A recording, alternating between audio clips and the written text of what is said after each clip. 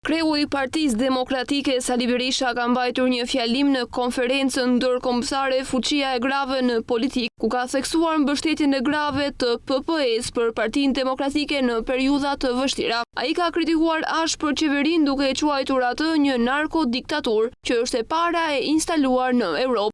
Kam një mirënjohje të veçantë gjithashtu për të gjitha ju, sepse në një proces kafkian që përjetoi Partia Demokratike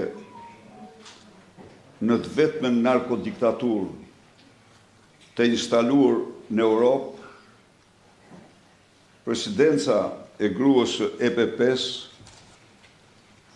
presidenti Anderit, zonja Doris Pak, dhe ju zonjat të nderuara, keni dhënë mbështetjen tuaj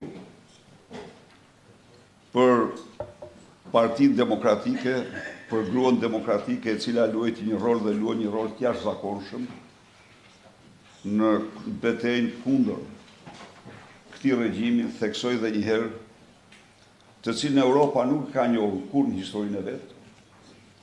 Është narkoshteti I parë që instalohet në Europë dhe mund të them se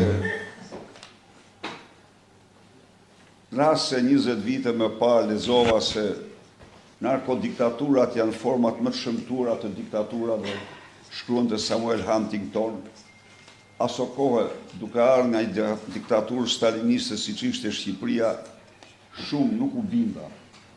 Por kur përjetoj këtu këtë realitet, ajo është një vërtetë e madhe. Berisha përmendi se ndonse në letër, Shqipëria ka një prokurori dhe media të lira. Realiteti është ndryshe. Ai akuzoi qeverinë për kontroll të ashpër mbi mediat dhe sistemin e drejtësisë, duke theksuar se prokuroria speciale nuk ka prekur asnjë aferë që lidhet me kryeministrin aktual. Ju jeni këtu në një vend që po të shihni ka plot media, por problemi I tyre është se ato të gjitha përveç 1 ose 2 kanë një kontroll strikt rigoroz nga zyra e narkodiktatorit. Shqipëria ka një prokurori e cila lavdrohet në mënyrë të paimagjinueshme gjërësisht. Po cila është kjo prokurori speciale? Kjo prokurori speciale është një prokurori e cila nuk mund të prek asnjë aferë që shkon tek narkodiktatori.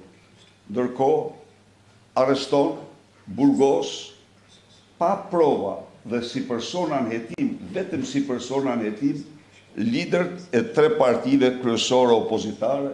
Kreu I Partisë Demokratike Sali Berisha përfundoi duke nënvizuar nevojën për një angazhim të vazhdueshëm për të mbrojtur demokracinë dhe për të rivendosur drejtësinë në vend.